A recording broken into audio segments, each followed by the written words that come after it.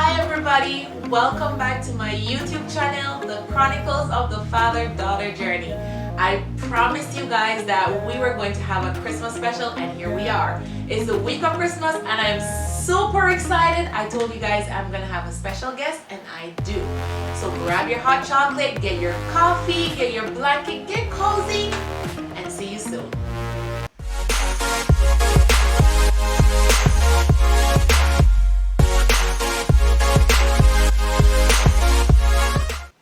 Welcome back, guys. I hope you've got your coffee or your hot chocolate and your blanket, getting all snuggly and cozy. And as promised, I told you guys I'm gonna have a special guest, my beautiful sister right here, Rhoda. I'm telling you, I love my church because it's only at my church that you can have sisters from Ghana, Kenya.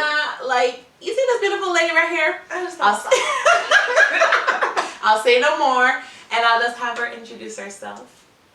So I'm the beautiful, okay, I'm joking. So hi, I'm Rhoda. I enjoy long walks to get coffee. I think chocolate's part of the food group. It is. You can fight with your nutritionist. Occasionally I do this thing called being a lawyer. Let's see, I'm a preacher's kid, the good kind. My parents are pastors. I don't care what you've ever heard about pastors' kids. They're great. I'm example. Yeah, and I go to church with Sheri-ann, and she's amazing. The end. She said occasionally. Listen, she's downplaying that, guys. Listen, let me sip a little tea. She is her own entrepreneur. Ah, okay. Yes, entrepreneur, and she's the owner and founder of Better Law. If you're looking for an immigration lawyer, people, please don't look no further. Just look to my sister right here, okay? All right, so. You ready, Rhoda? I'm ready. Okay. I'm excited. So, we got the questions. Okay. In the bowl, soup bowl. No, question bowl. Alright, so, you want to take first dibs? Let's see. We got your questions. I've been waiting. Let's see. And we are going to get this started. And I don't know what I'm Drum picking roll. up, so I'm just picking up anything. Let's Just see. pick up something. Let's see what you got. Alright. Do I need to sip my tea? Wow! I think I need to sip my tea. Oh, we went straight. Okay. Yeah, Start with a bang, literally. Let's get this one. Let's get this question. I know 2 of my church members are sleeping together. Uh-oh. Should I confront them or tell pastor? Uh-oh. I'm going to sip some more hot chocolate. I might need something stronger than this hot chocolate for that question. Should I confront them or tell pastor? Well, I have questions for the question. How do you know they're sleeping together? That's the first thing, because it could be, is there a rumor? Because rumors do start. That's true. That's true. And the lawyer in me is like, were you sitting there? Did you see them? You know? But should you confront them? The word confront is harsh, right? I feel like if you're, especially church setting, it should come from a place of love. True. So maybe not confront, but like, and then on top of that, what's your relationship with the 2 people? True. Because say it's me and you, it ain't me. It ain't me. But like, Disclaimer. say she finds out that I'm doing something out of these streets, and we have a relationship, Right. so she can come to me and, say, so what's good, And I know it's coming from a place of love, so I wouldn't take offense to it. Right. Now, if I've never spoken to you ever in life before, and I heard you having sex in these streets. Yeah, those are fighting words. Yeah, that's true. So that's I true. would assess the relationship you have with the person. If you don't have a relationship with the person, then I'm concerned as to why that's really your concern. Yep. I would either find somebody who knows the boy, girl, Absolutely. whatever, or pray about it. I think no matter what, you just pray about it to see if it is your place to correct them, because at the end of the day, we all are sinning.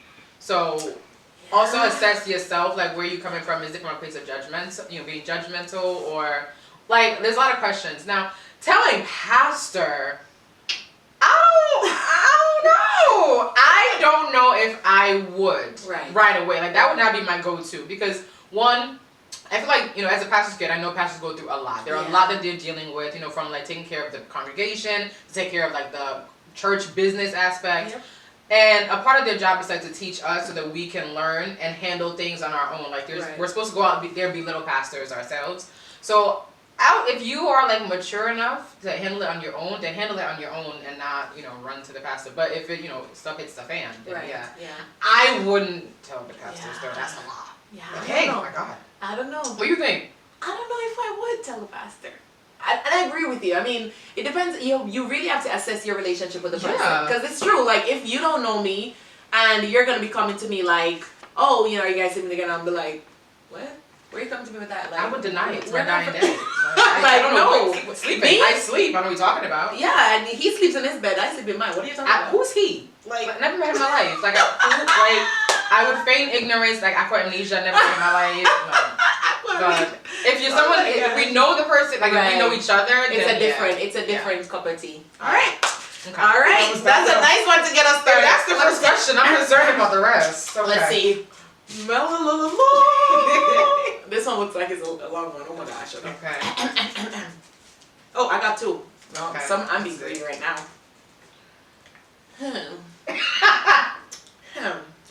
As a woman in a single journey, using the time to spend time with God, should I dress in a certain way to be found?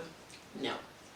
And I say no because what's a certain way? Like, I think Papa mentioned this sometime, ago, where, the world, we're starting to look like the world and stuff like that, and there's no big difference. And, it's so important that, we should dress sexy and look nice, but not so much with the revealing, and, just being mindful.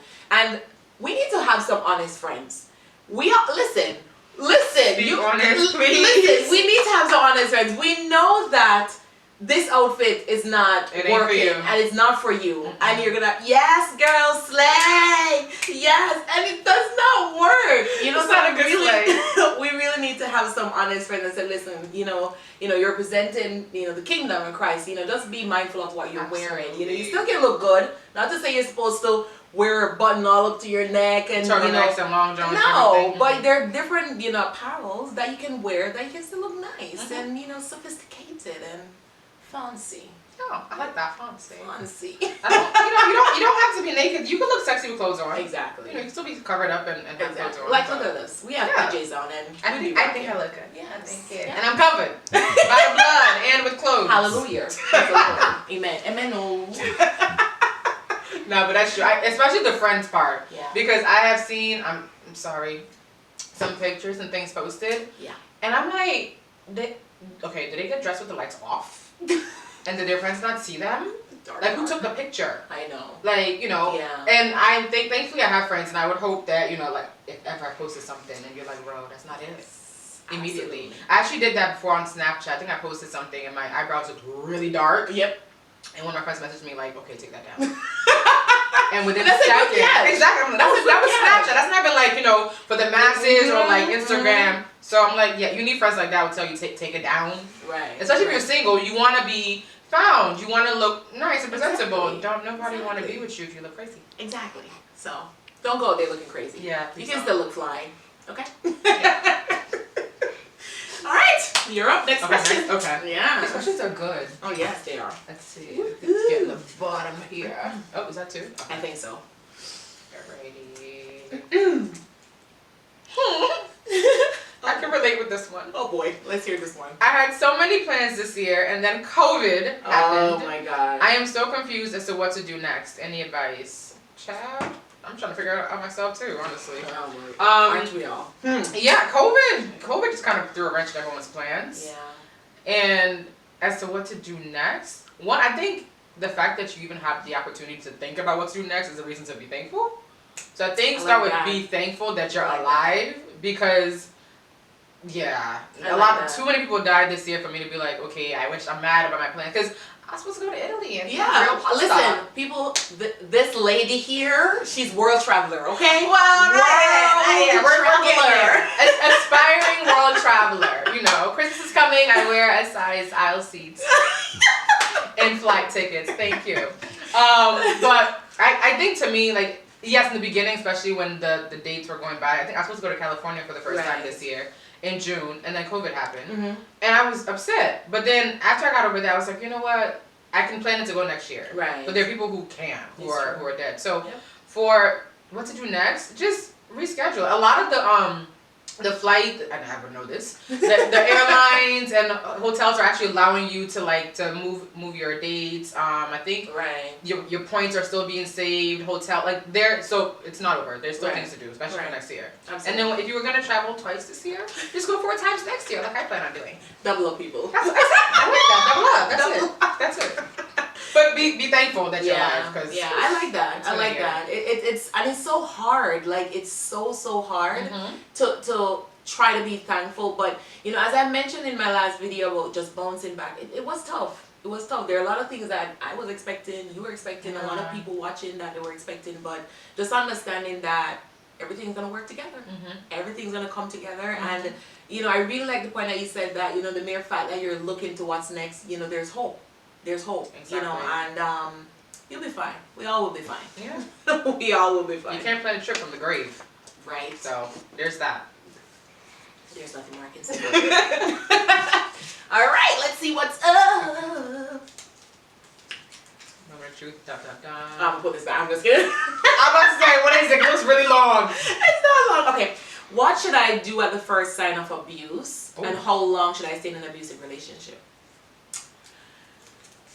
This one is a tough one. She's a doctor? So I'm glad you got that one. Because that's a lot. Over to you. The first sign of abuse is get help. And I'm really hoping that, you at least have one person that you're able to talk to. Because the thing with abuse is that when a person is in an abusive relationship, they tend to be isolated, right? So that the abuser tends to isolate that person from their family members, their friends, stuff like that. So it is my hope that you have at least one person that you're still able to go to. You're still able to connect with and reach out to them for help. There's a lot of hotlines. They don't know you're calling, anonymous, those fun stuff. They can be able to help, these people. And it's easier said than done. I mean, my friend did a study when we were in college, and she looked at, some of the reasons why women stay and things like that. And it was a qualitative study. The reasons were heartbreaking. Women, they're staying for their kids. Their family don't want them around, things like that. And then how do you go back to your family and say that, okay, then, can you take me back?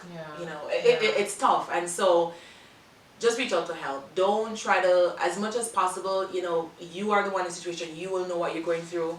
Reach out for help. And know the signs too. Know the signs, the controlling, all that. Know the signs. Look out for the signs of what that person is presented to you, whether male or female, because believe it or not, women can be abusers too, okay? Just want to clear it up. So just look out for the different signs. And once you're seeing the early signs, especially if you guys are dating, to the left, to the left, to the left, walk away. Walk right away. Don't even try to. I saw something that said that, things that are happening while you guys are dating, when you guys are married, doesn't mean that it's going to get better. Actually, it gets worse. It gets worse. So don't even try to go down that road. Okay? If it's a girl, bye Felicia. If it's a boy, bye Felix. Either way. Bye Felix. I love it. Bye Felix. Because I'm always telling the guys bye Felicia. It doesn't really work. Bye Felix. Bye Felix. Bye. I like it. I think, is it my dad or not? But one of them says you weren't born to be a punching bag. It's true. Absolutely. So, Absolutely. If they want to hit something, go pick up a sport. Exactly. Because your face is not a punching bag. And everything she said, she's a doctor. I'm gonna leave that to her because I might give a very strong response. Very very strong response. So I'll move on from that one. Sip my tea. No, but seriously, get help and get out. Yep, get help and get out. Yep, that's what we're leaving with you today. Get help and get out. All right. Absolutely. Oh God, it's getting hot in here. Okay. Hot in here. I recently, but keep it close on. I recently became a Christian, and my friends still want me to hang out with them. And do things that go against my current beliefs. How do I tell them I can't without hurting their feelings? Been there, done that. That's tricky. Because you don't want to come across as the I'm better than you, like that whole judgmental, because that's going to happen. Because it definitely happened to me when I first became born again. Because I like to do everything in the extreme. So if I'm not saved, I'm really not saying. I'm saying I'm very. It's like saying, one end or the other. Yeah, I don't do the middle part. So when I became born again, a lot of my friends were just like, okay, you're feeling brand new or whatever. Right. If they are truly your friends, they will understand. Right. I think that's the thing, that they have to understand that this is where your life is going, that you're growing, and people change, people develop and whatnot. So they shouldn't take it personal. But I would say, you know, if you can do activities that are neutral, right? So like if before y'all would go to like the bar, to the clubs or whatever, right. Okay, let's not do that. Yep. But like the whole point of that is to hang out and, you know, chill. You can still do that in the bowling alley. Right. You know, right. you can still do that at each other's houses or right. whatever. So I'm against doing the abrupt cutoff, because that just comes across in some way.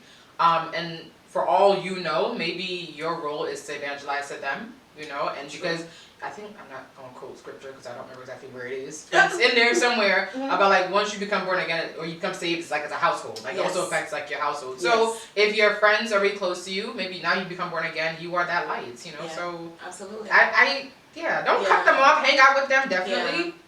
But just be selective, and you control where y'all hang out. True. That's the thing. Like, and I still do that because there's some friends that, you know, I'm still cool with from back in the day, and I'm like, okay, we'll do this because if you want to hang out with me that bad, this is what I want to do. Right. If you don't want to do it, then you really don't want to see me that bad. It's true. Yeah. I mean, there's bowling, the movies. You guys can still have dinner. Yeah, we can play golf. Even if you don't know how to play golf, you know, like so many things you can still do. There's so many things. So, I agree.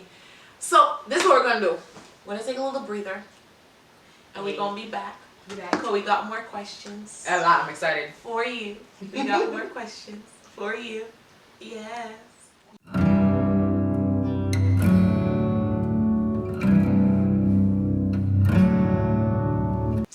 Guys, I hope you're having fun so far. I am having so much fun. I don't know about you, Rhoda. I'm having a blast. Listen. I'm like ready to get back into these questions. Listen, we're ready to dip into the soup questions. Why do I keep saying soup questions? Oh my gosh. Thinking about food. I'm a little hungry though. Yeah. Outside. It's raining outside. Yeah, this is good soup weather. I know. Okay, let's see what's in here. Oh, that's a nice long one. Okay, I'm gonna pull this back. I'm just kidding. Okay. I really like this girl. We're both Christians, but we're from 2 different denominations. She's fully invested in our church, and so am I. Should we continue dating or end it before it gets deeper? That's a tough one. Yeah. That's a tough one. They're both Christians. I mean, so my first question is, you guys were aware that you guys are from 2 different denominations first. True. That's just what I'm thinking. And I would have assumed that you guys probably had a conversation about how this would affect you guys' dating relationship. So I would say talk. You know, it's a good thing that we have spiritual parents, you know, have them involved in those conversations because, you know, at the end of the day, I mean, I'm assuming that both of you guys are Christians too. You're both Christians. But that's from denominations. Probably one is a Methodist, one is a Apostolic or something. Yeah. I'm thinking about that. And I don't know. I mean, if it's truly should work together, it will work. It will work. My parents, you know, they were from 2 different denominations. My dad was a revivalist, like drum beating man, like yes. And my mom was a Methodist, sit quietly in the church, and they made it work. So definitely pray about it and have your spiritual parents get involved in conversations like that, because that will help you guys to navigate through the situation. Completely agree. Yeah. I think it depends on, like that example with your parents. Like, I'm assuming their beliefs were similar. Oh yeah. So I think it just depends on what the differences are. Like if it's like Pentecostal and Apostolic, I feel like y'all are right. Because the beliefs are pretty similar. Yep. Now if it's like Pentecostal and like 7 Days Adventist, where it's like different beliefs, or Jehovah's Witness, you know, then that conversation needs to be had. But I think the whole purpose of dating is to collect data, get information about each other. So y'all knew what you were doing. Talk about it. But I think definitely, get your spiritual parents and pastors involved, because I mean, at least you're both Christians. That's a first start. That's what I was like. Not like you said, Christians. You know, I'm a Christian and she's atheist. That could be a problem, you know. But hey, I can't leave it. Could you imagine? You never know. Like, it's real out here.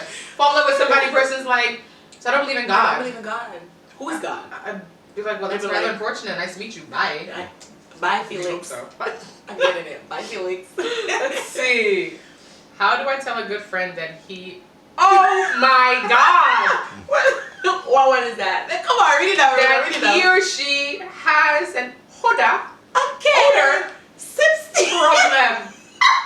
Basically, how you tell somebody that they're a little funky funk? I can't hold myself. I gotta sip some chocolate. Oh my God.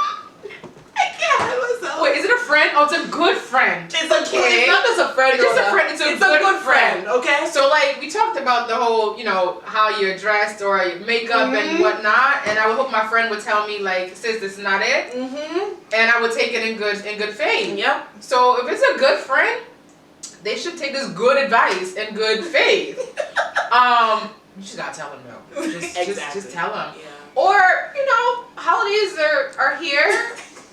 I mean, if you want to give a little gift card to Victoria's Secret, if it's a female, like some perfume. Yep. Macy's has a good sale right about this time. You want to go get yourself a little assortment, but don't just let it be that. Maybe get the person like a shirt. Yeah. A pair of shoes and a whole thing of deodorant just to balance it out. I think that would work, but let them know because that's offensive. Yeah. And then on top of that, like I feel like if the friend finds out that they have this odor problem and you never told them, it's like wow, you're supposed to be my friend. Why didn't you tell me? So then it calls into question your friendship. But if it's a good friend, you can't just tell this to anybody. Like you have to have that relationship and tell them, please, because don't nobody want to stink. Yeah. It's not cute. Tell them. Ooh, these questions. That was a good one. I need ice water, not hot chocolate. Oh my God.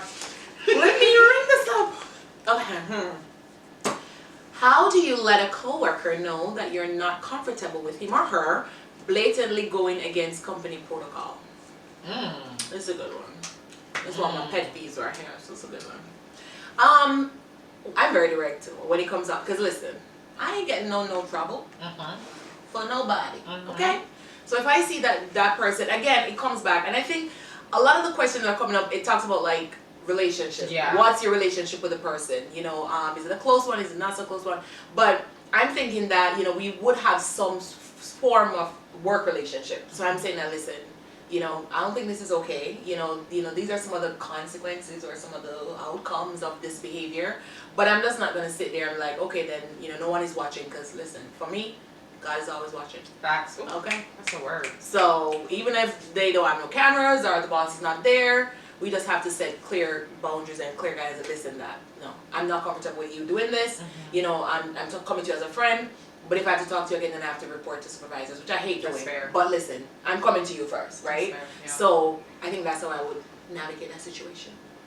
Yeah, no one's coming between me and my coins. So there's that. Drink to that. So I would do exactly what you said. I think it's good that you give the person a chance, like let them know, like, hey, so heads up, really not feeling this vibe or whatever's going on. And then if they don't take that warning, then higher ups. Absolutely. But I think that's fair. Yeah. Yeah, because again, That's I need my money. And if we get fired because of your misbehavior, no. That could be a good lawsuit. If that happens, call me. I love it. Okay, let's see. She keeps getting those questions. Come on, read it out. I want to hear. Questions. Okay. A guy at my job likes me. Cool. He's a nice guy and I like him too. Cool. Is it okay to date him or is it a recipe for disaster? So it's kind of like the work situation. Yeah. Would you date somebody that you work with? Well, I don't have that problem. I work for myself, so thankfully, granted, I have had clients hit on me and want to date me, and I'm like, sir, I've seen your financial statements. Look at all this. It's a no. And then there's the whole like ethics thing. But like, would you date somebody you work with? No, there's the saying that you don't do certain things where you sleep or where you eat. I wouldn't, because if it goes left, again, that's my coins. Yeah. Like that's my check. And then it's awkward, and then on top of that too, then it's like office, gossip, and then it's awkward, and also like the dynamic if the person's your supervisor and you're the subordinate or vice versa. I would just stay away from it unless you feel like this is the one for you. Then I would start looking for a new job, maybe quit, and then y'all can date. Yeah. Or have him quit. Let him go. Find another job. See how much he really likes you. If he says, I really want to date you that bad, and, you know, even though we work together, then fine. Let him quit the job, sacrifice the job, and then that's proof that he's taking you seriously. I agree. But I generally wouldn't date. It becomes messy. Yeah. Yeah, it's tricky. But my thing is that if you guys were, and this probably is just way out there, maybe if you guys were dating before and you guys happened to work at the same place. You know what I mean? Yeah. But it can be messy. I don't think so. Then if you guys are fighting and then you go to work and just look at the person. Like, I like to miss my partner. Like, go over there. Let me not see you for a couple of days. I know, and they'll be like, honey. Yeah, because I see you. We go to dinner, go to sleep, and you're at work again. No. Like, too much. This is what Grinch called too much too soon. Nah. Okay. As a Christian, while dating, is it okay to kiss on the cheeks? I think it's okay. Only the cheeks? The honesty, I love it. I think it's okay. I'm glad that was your question and not mine. So you know what? I'm gonna let you add on to it because I think she got something else to say. Well, Jesus kissed on the cheek. You know, they greeted each other. I'm completely joking. But they did. Like, that's what the Jesus films told me. That's what, I know. You know, a holy kiss on the cheek. I think, yeah. I think you have to be realistic with yourself. That's all. Because the kiss on top of the cheek, right? Yeah, like, first of all, the cheek and the lips is about that far apart. Like, it's just a turn of the head and then you're at the lips. Oh my God. It's like, if you know you can't, there's no self-control. Right. And that kiss on the cheeks don't end up being kisses elsewhere. Just that. Just, we in COVID season. Y'all should be kissing anyway. Just that. True that. The virus spreads. Exactly. You know, and you have a mask on. How are you kissing on the cheek? You know, it's just a lot. But as a Christian, kissing on the cheek, listen, self-control is based on yourself. So if you feel as though you have that control where a kiss on the cheek doesn't make other things tingle in other places, then hey, do you? Do you kiss on the cheek? I've been me 30 years. I know how I work. A kiss on the cheek could get real messy. So no. It's a no for me. Lord have mercy. You're Miss Rhoda. Yes. Okay. Next up, you. Is it me? Okay. Let's see. We're winding down, people. Winding down. Of course, I take the long one. Let's see. Of course. I am dating a guy from my church, and I feel like I'm not focused at church when he's around. Ooh, child. I feel like it's a distraction. Should I break it off, as I feel it's coming between my relationship with God? Sip my tea on that one. Should I break it off because it's coming between my relationship with God? Anything that comes between your relationship with God, in my opinion, is a distraction and borderline an idol. So there's that, and the Bible does say, you know, thou shalt have no idols or worship any other God besides me. So if this person is more or less taking your mind and your focus in church, though, like, I mean, maybe the person's so hot. Yeah, yeah, that's true. That's that. Because even some days a person walks by and I get a little distracted. I'm like, what did Pastor just say? What scripture? What's that? You know, so I can understand getting distracted, but like if it's affecting your growth, in your relationship with God, I would question it. And on top of that too, I would hope that as a Christian, any guy that you're dating is going to bring you closer to God. Right. Absolutely. So if it's pulling you away from God, then little questions there. Absolutely. But also assess yourself. Why are you so easily distracted? Like, what is it? Like, what exactly is going on? Because it says, I feel like I am not focused at church. Like, is that like during the sermon, or is it just like commitment to church? Because if it's commitment to church, and I think you're basically making your boyfriend an idol. Yeah. But if it's just like you get distracted because he walks by and you're like, oh my God, he's so fine. Like, I've been there. It's okay. It's okay. But then just get back to the sermon. So. Yeah.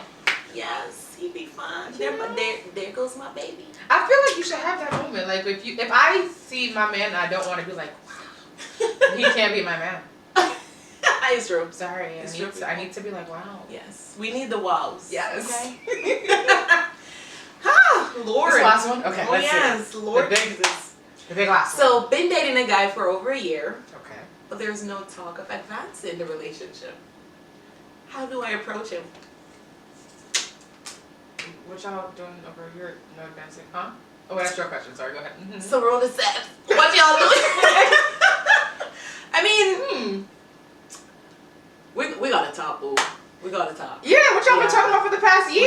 talk, because if it's been a year, there's nothing about advancing. There's no talk of like what's next. Then, you know, Papa always said that we're gonna have a degree. I was gonna say 1 year you just started your bachelor's degree. That's about 3 more years. Yeah, but I mean, definitely talk with a person. You know, and it's so important that you have a good relationship with the person. You know, talk with them. You know, saying that okay, then, you know, what's going on. You know, what are you expecting? What do you think is next? You know, that sort of thing. Like, this is what I'm looking for. So that's what I'm thinking. I would say, are y'all sure y'all dating? Like, because sometimes, I'll be honest, like, we women can perceive a different, situation than what's really in our minds. Yeah, like, you're in your head, you're like, okay, so we've been dating for 3 months, and it's like, he's just like, oh, we text. It's like, oh, wow. So that year, have y'all really been dating? Like, what is that? What is dating to you, and what does dating to him mean? Right. Either way, I think a conversation needs to be had. Like, you all need to sit down and figure out, like, where is this going? What's going on? And it also depends on your age, too. Because if I'm 30, I'm not giving you a year of my life, and I don't know where we're going. Listen. Huh? We're on the same page. Yeah, like, we need to know where we're going. We don't got time to waste. Exactly. So, a conversation. And then I think sometimes with some men, you kind of have to bring it to them. Yeah. Maybe he's reluctant. Maybe he's sitting there thinking, you know, I don't want to push her away and force too much on her. Maybe he wants to propose to you, but you aren't showing any signs of being serious. Been there. So yeah, that's that. Wow. So, that was good. No more questions, people. These were so good. So many good questions. I know. Yeah. This was awesome. I mean, 2021 is next year. It is. What do you think we can say to our people, or single people? Take it a day at a time. Amen. Honestly, for 2021, just like my plan is January 1st ends. Thank you, Jesus. January 2nd, like literally just one day at a time, because we don't know what we're getting ourselves into. True. I think this is the first year that I didn't hear anyone say, well, yes, I haven't heard anyone say, can't wait for 2021, new me, new, all that. Everyone's just like, quietly, just trucking along, waiting there. Just waiting. Yeah. I like that, one day at a time, and that's how we can do it. Yeah. You know, try not to overthink it, try not to, you know, start creating these things. Female brain. We start creating some things in our brain. We see this one guy be like, okay, yes, I see my 2 kids, I see my wedding, and I be like, you know, so one day at a time. Yeah. One day at a time. And just like I've always been saying, spend time with God. He needs you now, you know, and you're never going to get another season like this. Never. When you get married, when you have kids, like, you know, you probably have to hide in the closet to spend some time with him, because kids are like, Mommy, I'm hungry. And, you know, baby's coming like, where's my breakfast? Oh my God. So, that is real though. You know, just enjoy it. Just Yeah. enjoy it. Spend time with your friends, your family. Read the word, study the word, you know, and be intentional about it. Be intentional and consistent. Those are 2 of my words this year. Intentional and consistency. You know, and just work on it, and you'll be fine. You know, thank you so much, guys, for your love, your support, subscribing, all that stuff. Remember to continue to subscribe. It was an awesome time with you, my sister. Thank you. Thank you. I had a blast. And I hope to see you guys next year. Merry Christmas, everybody. Merry and Christmas. Happy New Year. Bye.